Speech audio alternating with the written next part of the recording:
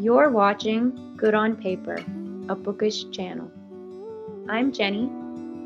And I'm Rachel.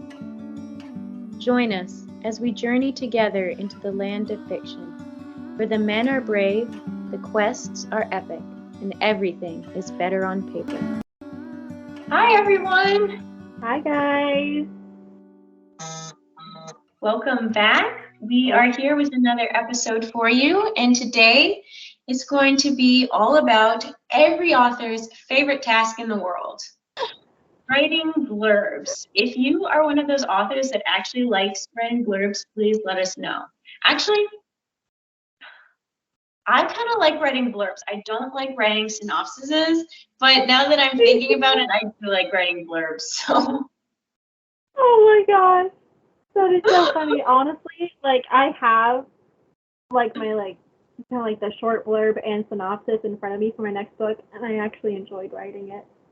Not gonna lie. The best part is when you write the blurb first. So you just think of stuff that's really catchy, and then you write the book. Like, that is the easiest way to do it. I know not everybody can do it. That's what I do. Yeah. Get all your hooks in there, get all your attention grabbers, and then because if it sounds good in the blurb, it's got, well, depending on how you write it, but it should be interesting in the story. Yeah. Yeah. Because that's the thing, you can write a really good story, but it might not be like eye-grabbing necessarily. It could be a really introspective, interesting story, but it might not have any like tropes or situations that immediately make people think, I have to read this. So if your aim is to hook people like that, you could be like a really hook-based author, probably should write your blurb first, honestly. Yeah. If you're writing literary fiction, doesn't really matter. Yeah. Totally. Yeah. Totally different ballgame. Yeah. There was a Sylvia Mercedes Instagram live I watched where she talked about blurbs or she was talking about like the publishing like process in general, but that she recommends writing your blurb first because depending on what you're doing, you're trying to target a certain audience, so you're trying to make your blurb sound attractive to that audience. So if you write the blurb first, like your entire synopsis first, then you write the book, then you can keep that synopsis open and make sure that it guides you to keep the book like with the right tone and because you're writing based on trying to match that synopsis and that blurb. And that's what I did for this trilogy, and it's worked so well. So what are the things that you like to see in a blurb? What are kind of guidelines that you keep in mind when you're writing because of, what you think a good blurb should be? I mean, I like having the 3 lines that they'll have, like the little blurb before. I like having that where it's really like snappy and mysterious, where I'm like, oh, okay, let me hear more. When I'm reading the actual synopsis of the book, I want to understand at least a little bit of what the plot is, like what's the basic premise of the story. Because sometimes you read one and I'm like, okay, that was a lot of words, but I still don't understand what the plot is of the book. Like, what is the premise, or like the question that we're trying to solve, or whatever. I want to know the main character's name, and if there is one love interest, I want to know their name so that I can like automatically pick it out when I start reading. I don't know why, guys, but I want to know who I'm shipping right off the bat. Yeah. And I don't want any spoilers, like no big spoiler. Like sometimes you like watch a movie trailer and it shows you basically the whole movie in the trailer, and you're like, no, I don't care though because I know what's going to happen. So you don't want to give too much away in the blurb. Yeah. But yeah, that's what I would say all in all. Oh, and personal opinion, I do like for it to say, like usually in italics at the bottom or in bold, where it says any kind of like trigger warnings or expectations for romance. I prefer that because then I know what to expect right up front. But that's just a personal preference. So. Yeah. I'm trying to think what my only preference for blurb is I like them short. I mean, 1 paragraph. And I only say that because we're in the social media age. If you're, on the back of a book, like in those, even on those little like side covers, on the hardcover, that it seems like a lot, but it's so narrow. That's probably really only a paragraph. And I'll read those. But a lot of times I will not read stuff on the back of the book because it's too long. I'm like, this isn't, you know what I mean? If it can't fit in a paragraph, and this is a personal preference, some people probably do like, 2 to 3 paragraphs. Yeah. But I just feel like I said, in this social media age, if your book is up on Book Talk or Instagram, and you put your blurb in the caption, like if you can, and you can have like a short version and a long version, that's what I would recommend. Do your short version on Instagram because people, especially on social media, they do not have the attention span. So, I mean, if you can do a little blurb, if you can do like the taglines, like you were saying with those 1, 2, 3, like short, punchy sentences, those are great. If you're going to do a longer blurb, I'd recommend doing that. And then you can go into detail. So then the people who want to really know will keep reading, but at least you've like hooked somebody and they'll be like, okay, and read it. But, what was I going to say? Oh, another thing that works really well to think of when you're doing your blurb is you can do your tagline and then you can do like your tropes, like a list of tropes with emojis. A lot of times that works better than blurbs because this is social media. People do not have the attention span. But if you arranged marriage and enemies to lovers and this trope, that trope, and you do like a cute little emoji that corresponds, that I feel like is always very attention grabbing. So when you're working on your blurb, think about how you could do something like that.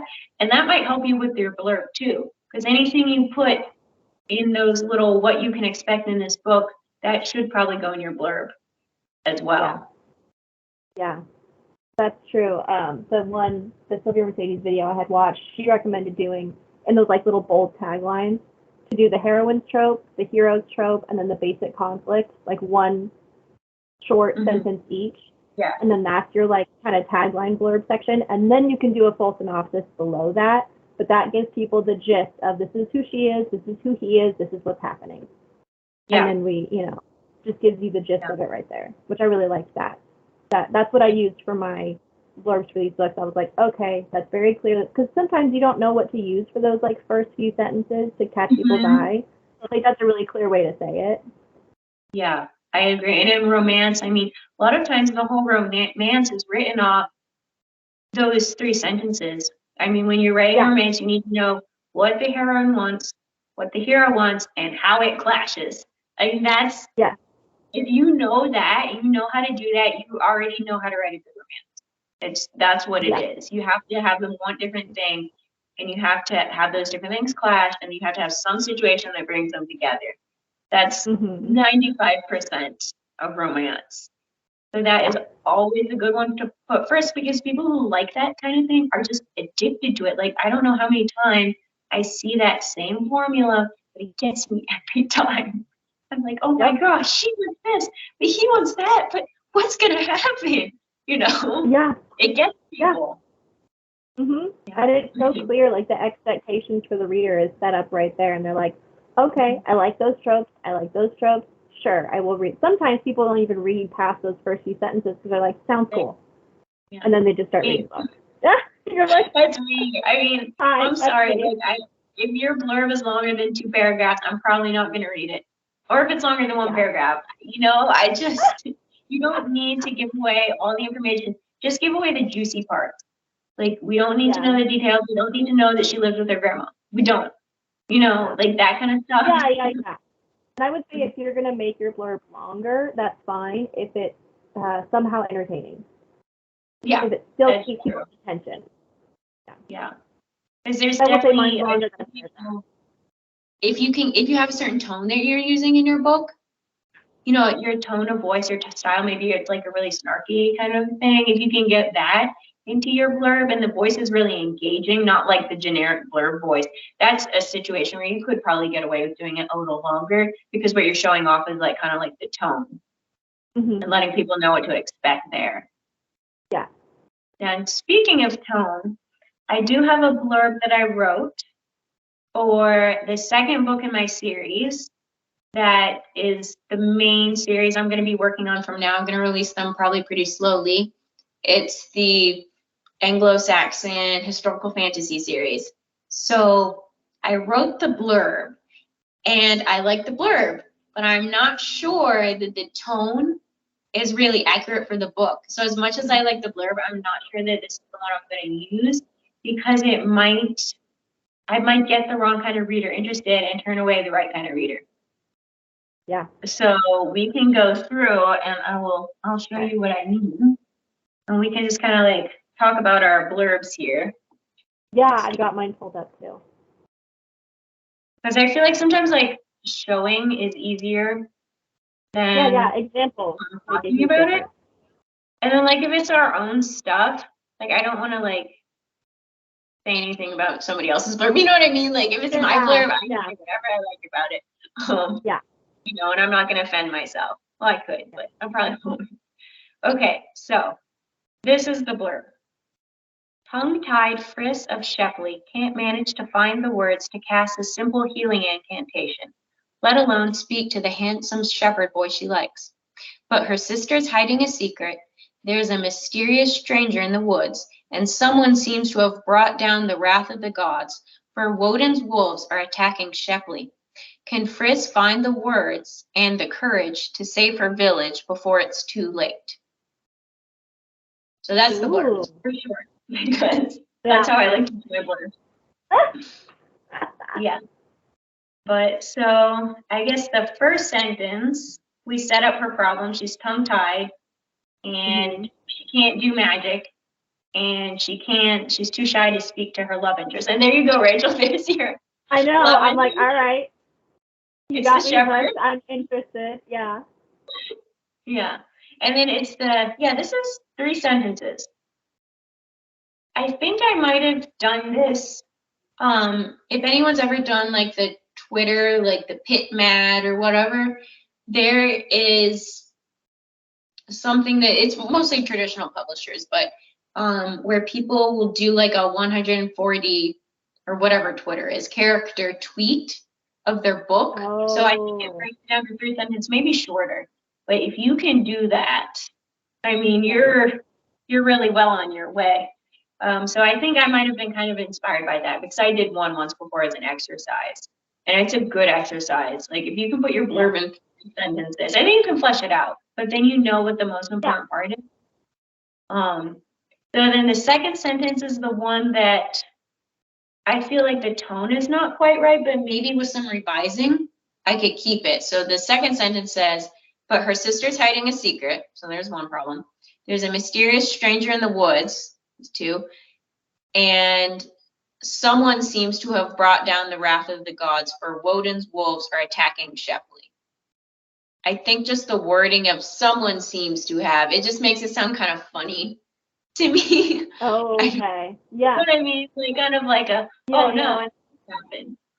But they were the most, because I was like, okay, secret, that's interesting. Mysterious stranger in the wood, that's interesting. I like the list of the problems. It sounds really interesting. Yeah. Yeah, and I was just trying to think. Oh, sorry? I just said it sounds really folksy. Oh, good. Yeah, that's what I'm going for. Okay, yeah, good. Yeah. Yeah, but when I was thinking, because a lot happens in this book, but I was rewriting it. So what I did is I thought of, okay, the buzzwords, like I hate to say it, but you have to think of, you know, the buzzwords, and so secrets is always good. People like books about woods, wolves, mysterious stranger, and I just threw that in. I was like, anything that sounds interesting is going in. Yeah. And then the last sentence shows the stakes, and it just says, can Friss find the words and the courage to save her village before it's too late? Now, granted, if I was really doing this well, I should put you're always supposed to include like the ticking time bomb. So I should really give kind of the consequences. I think in this case, they're pretty obvious. The wolves are going to eat everybody. But if I wanted to be really thorough, I could be more detailed in, so what are the stakes? What happens if she doesn't? You know? Yeah. I do like it ending with a question, though. I think that's always a good idea. Oh, yeah. Yeah, because the reader you have to hook the reader by posing the question, which is what books do. Books pose a question and they answer it. No. Yeah. No. I like that. Nice and short and sweet, but it has like all the elements. Like to me, if your book has romance, showcase the romance. People come for the love, man. Showcase the problem. Let them know who the MC is going to be, which all of those things are clearly covered in yours. And then you ended with this mystery of, can she save the day or not? Mm-hmm. Yeah. Yeah, and that's pretty standard for most blurbs, I would say. And with that question, like, this is the stake. Can she do it? Yeah. And this is what's going to happen if she fails. And is she going to fail? I mean, everybody knows that she's probably not going to fail, but you have to put it out there. Yeah. Like, this is what could happen if she fails. Yeah. I mean, we might know that she's not necessarily going to fail unless it's like a really like tragic ending kind of story, but we don't know how she's going to manage it or what she might sacrifice along the way, you know. Mm-hmm. Yeah, because nothing comes from nothing, and you do generally make hard choices. The heroines, make hard choices. We don't. Well, we might when we're writing it. We might make some tough choices. That's true. I mean, we do kind of live vicariously through these people, so, you know. But I like that blurb a lot. Thank you.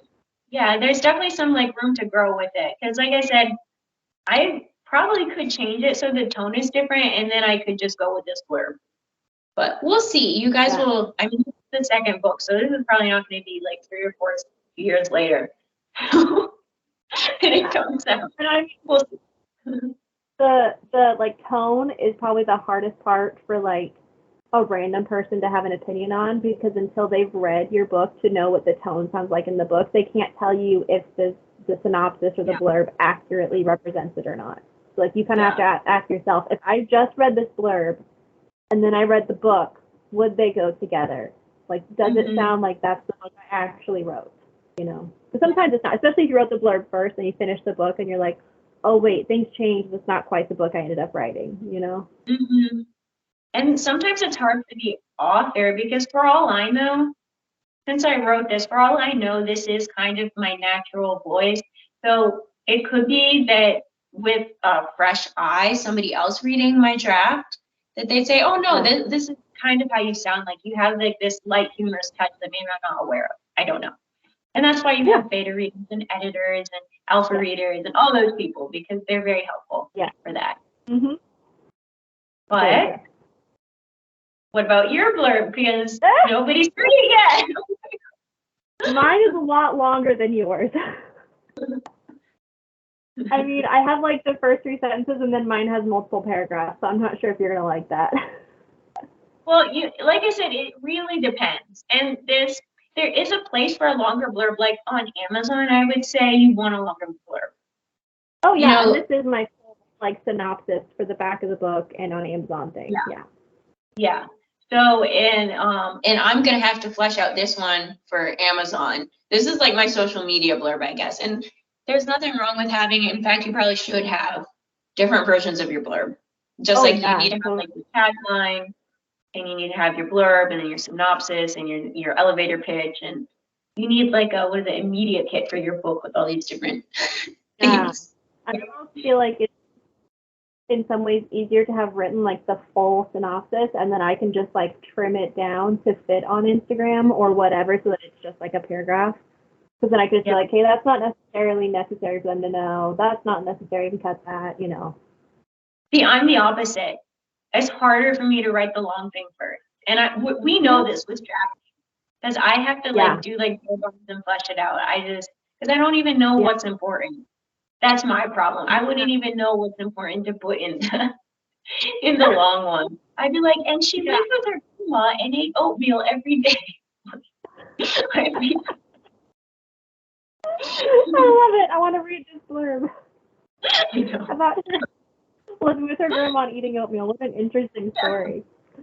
Oh my god. Okay. So I'll read my 3 like lines first, the ones that are like going to be in bold at the top of the synopsis. So that's fairly short. So mine is set up to where it's heroine's trope, hero's trope, and the basic conflict. So it says, she might look like a daydream, but she's more interested in revenge than lipstick and lashes. He might look like a nightmare, but he's more than his dark ancestry and formidable appearance would have her believe. When her path of vengeance intertwines with his murky road to redemption, the two of them will either come to an agreement or come to blows. So that's my like. I love I love how like his and hers like mirrors each other, and like they both like flip everyone's expectations on the head. That's really good. Thank you. Yeah. So I feel like that's probably the paragraph that I would probably post on social media for the most part, because it kind of just, encompasses it. And then like I looked at, because my book is kind of not based on but like inspired by other series that are similar, I looked at those series to get ideas. So that's where a lot of it came. So like I noticed that a lot of blurbs in this particular series, like after those first three sentences, were written in what am I thinking of? Like from the POV of the character themselves rather than me just summarizing it. I've seen that. Yeah. Yeah. So that's what I went with. For this book. That's like the style. Like, Yeah, because it's like kind of snarky and gives you a view of her personality, which I think fits well for this. But it is longer. So after the three sentences, it says, have you ever been underestimated because of the way you look? Me too, but I do it on purpose. I'm Caroline, love red ribbons, flouncy skirts, and curly hair, mostly because they're all great places to hide weapons. Though my arsenal includes a variety of sharp objects and spy equipment, my most deadly weapon is my ability to project an innocence so believable that no one would ever suspect me as a spy walking the streets of Shifter Haven, ruining one magical official's life after the other. You see, I'm the last of my kind, a race long dead thanks to the civil war that wiped out my entire race. A war that could have ended without such bloodshed if the other magical factions hadn't refused my people's desperate pleas for help. But that's okay, because I'm going to make all the other races pay for the loss they left us to suffer, for the exclusion I've endured my whole life, and for the misery of being the only one left. At least that was my plan, until he showed up. Morgan Holt is a massive problem in my life, literally. I mean, the guy's huge. From disrupting my attempts to ruin the lives of my adversaries to literally removing me from the equation. Although I have to give him some credit, someone is trying to kill me, so I'm not exactly doing great on my own. But even still, I don't need him interfering what with his dangerous abilities and unsavory lineage. So why do I keep having to remind myself not to notice his terrifyingly attractive face or the unfairly attractive set of those broad shoulders? It's probably just because of the adrenaline of being hunted that's causing it. Now, if only I really believed that. Take my money. It sounds so good. Thank you. I feel like probably the one thing I would criticize is the section where I talk about like her reason for vengeance. I could probably shorten that down to like one sentence because I feel like it's probably a little long. But yeah, but on you figure that out. It needs to be long. You know what I mean? It needs to fill up the space. So depending on how it looks on there, you might want to leave it. I don't know. Yeah. Yeah. Because it looks kind of silly if it's like two sentences. Because, on a big web page, I mean, if people are browsing on their phones, but, yeah. Yeah. You want it to look like it's, because I do when I get, it's on Amazon when you're browsing and it's just like a short paragraph and that's all they have, I'm like, that's it?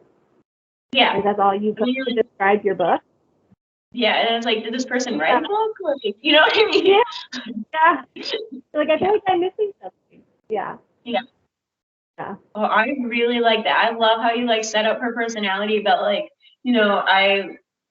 I wear these clothes and maybe you know this too. And but then she's like, because it's the best thing to hide weapons in. Like, and then you go into like the world that she lives in, like the shifter thing, and like that immediately. So it's like first you're hooked by this character, and then you're like, oh, she's in like a really cool universe, and then she's on this like vengeance plot, and then like my favorite part is like at least I thought it was, and then you're like, oh my gosh, now we're gonna get the romance like redemption arc. Yeah. So and then like he's a problem, a big problem. Literally the guy. Yeah, it's really good. I'm so excited. Thank you. I will say the two things that I would say is in the second and third book, because you know more when you're reading them, in the synopsis, I had both of them talk in the synopsis. So I had, like, it says Caroline's name, and then she says part of the synopsis, and then it's Morgan's name, and then he says part of the synopsis. So it gives you kind of back and forth, almost of them arguing about the synopsis, which I think is funny. But also, because I have the three sentences, for anybody out there, like, because of the 3 sentences at the beginning, setting up the romance before, I feel like it's okay that I didn't describe the romance until towards the end of the synopsis because you'd already heard about it from those first 3 sentences. Yeah. So I would say don't skip those blurb sentences. They're really, really helpful. Because I wrote those first and then I wrote the rest of the synopsis. And those 3 things helped me figure out what the rest of the story was going to be. Mm-hmm. Yeah.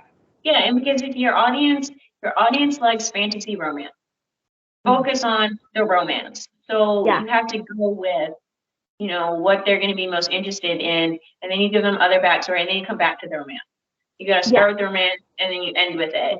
And you can give them the other stuff so they know, like, what kind of world they're in, more about the situation. Yeah. And, yeah, I had fun writing the blurbs, honestly. Oh, that one, it sounds so good. And I think maybe maybe blurbs are only hard to write when you aren't sure what you're doing. Like, I think once you know what you're doing and you're excited about the story and your story actually does have interesting stuff, because sometimes, I've written books where they're interesting, but they don't have like attention grabby, interesting situations or things. You know what I mean? Yeah, they don't Those have like are the tropes people recognize or like searching for. Yeah. I think too, writing the blurb ahead of time is easier than writing it later.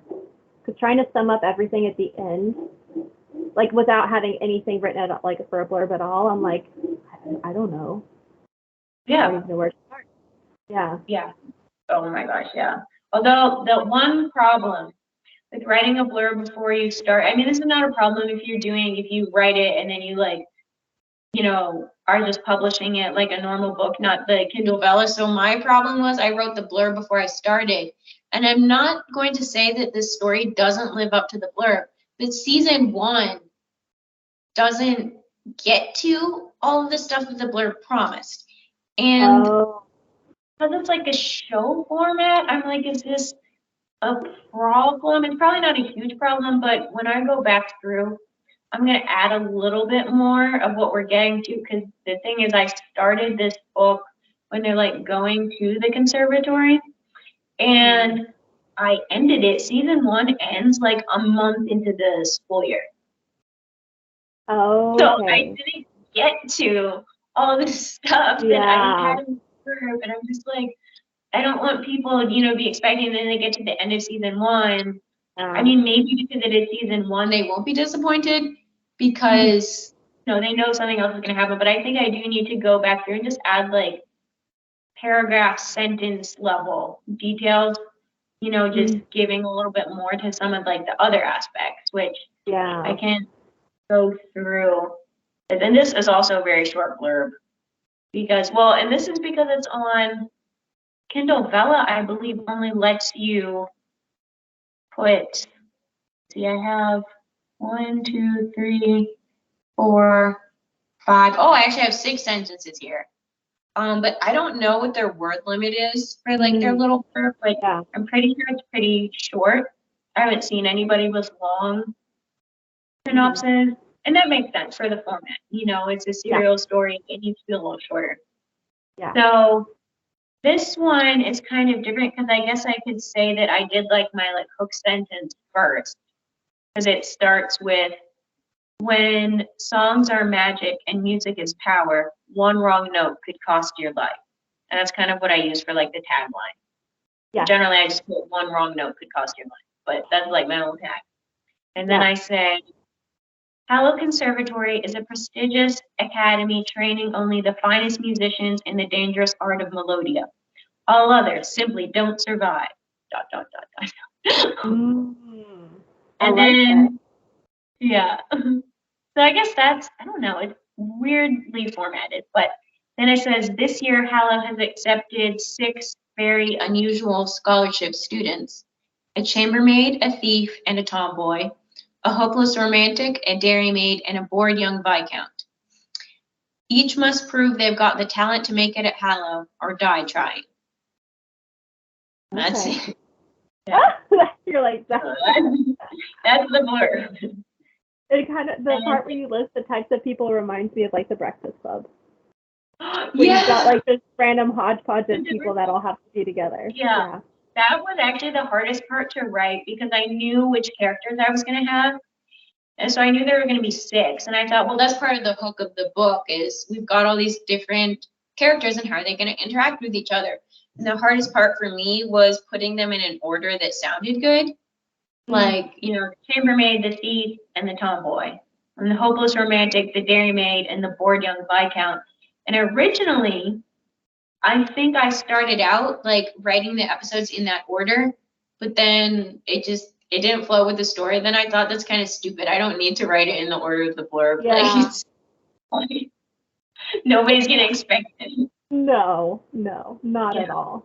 But I never really got far enough into the school year that they're like trying to prove their talent or like any dangerous lessons. I never got that far into it. Yeah. And now season 1 is over, so I don't know. I might add in a few more like of that stuff, just so people aren't totally disappointed when they read season 1 and they're like, "Wait, where's that part?" So that is the one danger of writing a blurb first if you're going to do something like a serial story. Obviously, if you're writing a normal novel, you write your blurb first, then you write your first draft, and you do a second one. So it's not really a big deal. Yeah. You can put it in, you can change your blurb, whatever. But I have been really thinking about that. Like, as I get to the end of season 1, I'm like, I never got to that part. Yeah. They're still settling. I mean, I don't know what the rules are for expectations are for Kindle novellas where there's gonna be a second season. Mm-hmm. So like your synopsis kind of encompasses all the seasons, right?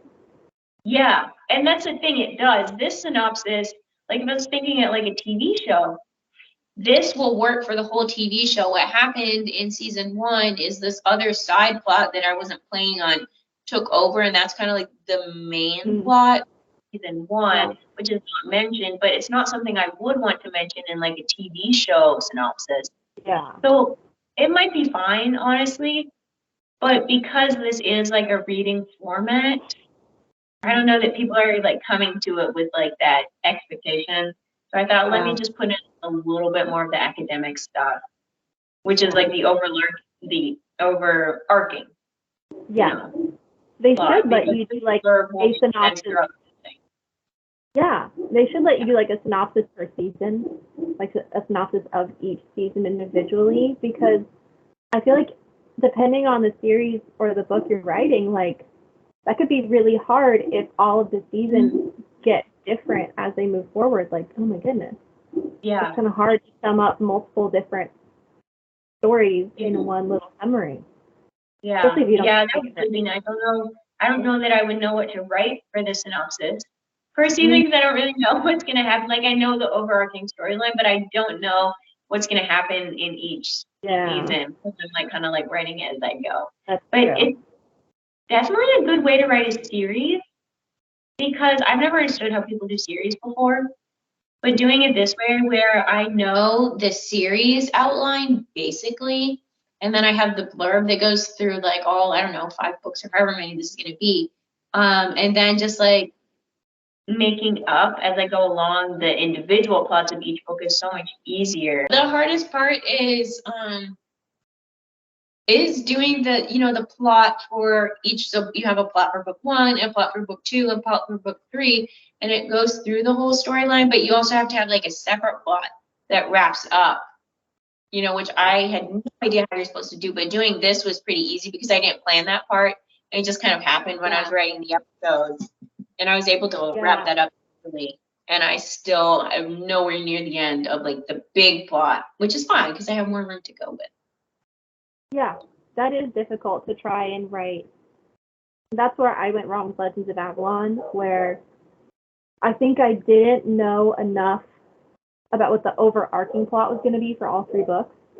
So then, book 1, I tried to make like feel epic and exciting, and then book 2, I tried to make feel epic and exciting. But then you incur so much like literary debt by book 3 that you're like, shoot, how am I ever supposed to tie this off? Because I've tried to make like such big like arcs for these 2 that to make it one arc together isn't making sense.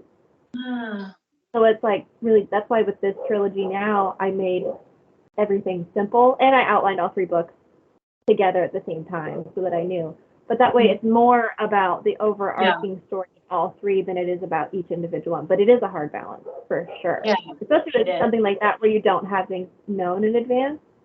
But then it's hard to know things in advance. Like that's definitely a difficult balance. It is. Yeah, I like doing like a series outline. So I take the plot of everything and then I plug it into Save the Cat. So I'm like, okay, book one is Act One, so it needs to feel very Act One. And then we have book, and that's the fun book. And then this works a lot better if you're doing like a 4-book series, but you can do it with 3. You just have to kind of split it up. Yeah. Like, okay, so then like book 3 is going to be very, very dark. And then book 4 is going to be the book that like brings it all in. If you do it like that, plotting out that extensively doesn't seem to work as well for me. But if you do plot like that, I recommend doing it that way. Yeah. I think even if you have like, almost like if you can write like a synopsis, like the really short single paragraph, like you did for yours for the entire series, and then that'll at least lead you down the right road for each book, because you're like, hey, I have to get from here to here, and then these books are how I'm going to do that. So synopsis can help in all the ways, apparently. I'm now realizing. Yeah, blurbs are very helpful, even if they might be a pain to write. Like they can really help you like plot your books too. I mean. Oh yeah. Yeah, it tells you a lot, because I think sometimes you don't really know what kind of story you're trying to tell until you start to summarize it.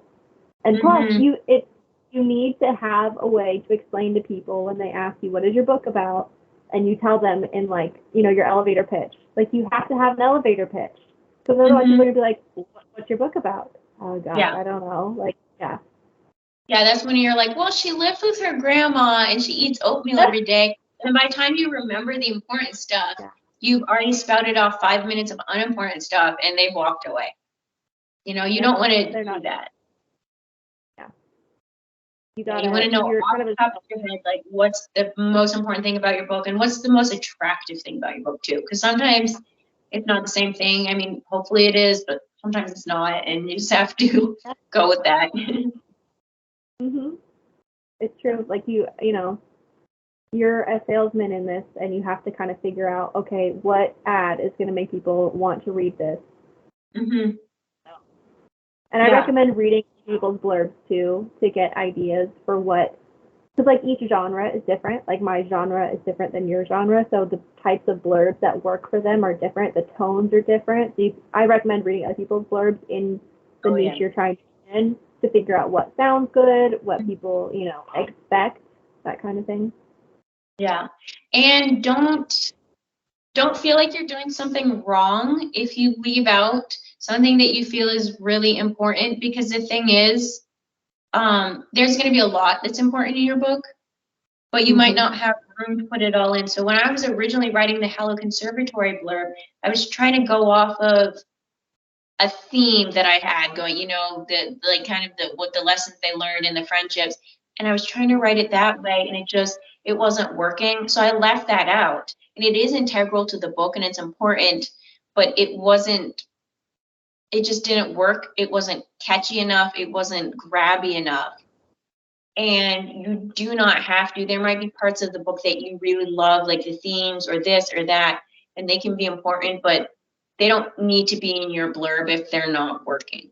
You can use other important parts that maybe you don't like as much, but they're still important. They still get the meaning of your story across. So don't feel like maybe you knew when you started down to write the story that it was going to be about people who learn courage from this, blah, blah, blah, and maybe putting it exactly like that in your blurb doesn't work.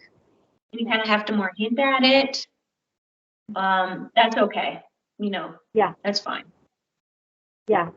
You don't have to fit everything in there. I mean, it feels like you kind of want to, because you want people to know it, like understand all of it, but they don't actually need to know all of it. I read that you should only tell people the first third of your book. Like they should not get any more than the first third of your book by reading your synopsis. So don't give away everything. They don't need to know all of that right now. You're just trying to hook them in so they'll stick around. That's pretty much all you need to worry about. And that is an accurate representation. You don't want to totally mislead them either, but. Yeah, because the midpoint is usually a big twist. You do not want anything past your midpoint. Like if there's a big hook, maybe you use a certain trope after the midpoint, probably don't want to put that in your blurb. Like Yeah. maybe there's your marriage of convenience, but if that's like a big twist at the midpoint, like don't put that in the blurb necessarily. There's probably some occasions where you could, but probably rule of thumb, you wouldn't want to put that in the blurb. Yeah. Like Then the in reader my would see it series. coming. Yeah, exactly. Like in this trilogy, one of the biggest tropes I don't mention at all in the synopsis. Even though it's a very popular trope and people like it, I don't mention it at all because you don't need to know it right now because it kind of takes the fun out of the shock of finding it out in the book. So Yeah. I don't tell you in a synopsis because I figure I use all these other hooks and that's fine. You'll find this one out later. You don't have to use all of them in the blurb. Yeah. But yeah, that is our very expert advice on writing blurb. We're obviously still learning. Like I'm looking at my Hello Conservatory blurb right now. Like, you know what? I could rewrite that. Yeah, But, I know. I'm like, I think that could be trimmed there, but we'll, Yeah, I mean that's what it is to be a writer. You're always improving. So always. Yeah. We'll never reach perfection, guys. Hopefully this will help you guys to write your own blurb and not make you more stressed about writing your own blurb. it should be fun. Yeah, at least it should be not painful. Yeah. You should get yourself excited about your book when you're writing your blurb. If you're writing your blurb and you finally kind of have it, because sometimes getting the wording right, because you've got to use the thesaurus and find different ways to say things, that can be painful. But, once you have it pretty much down, you should read it. You should be like, wow, I want to read that book. Who wrote that book? I wrote that book. Yeah, I like this. That's the feeling your blurb should give you. Yeah. You want everybody to know. You're like, I just want to share this right now. Yeah. Exactly. Yeah, because I do, like my blurbs, once I had them, I was like, I need to paste this on my forehead. I mean, this is so good. I just need to see it. Exactly. So that's the feeling that your blurb should get to. 100%. Well, if you guys have any other tips about blurb writing, feel free to comment on our YouTube channel, send us a message. You can always comment on our Instagram page. You can follow us over there. It's at Good on Paper Podcast. And same with our YouTube channel. You can subscribe to the podcast, subscribe to the channel, because we will be back next week with another episode that you probably won't want to miss. So Exactly. You never want to miss these. Come on, guys. All right. Thank you guys for watching. We will see you next time. Bye. Bye. Hey guys, thanks so much for tuning in. We hope you enjoyed it and tune in next week for another episode. And if you enjoyed it, please consider leaving a review so that other people can find us. And we will see you in the future. Bye.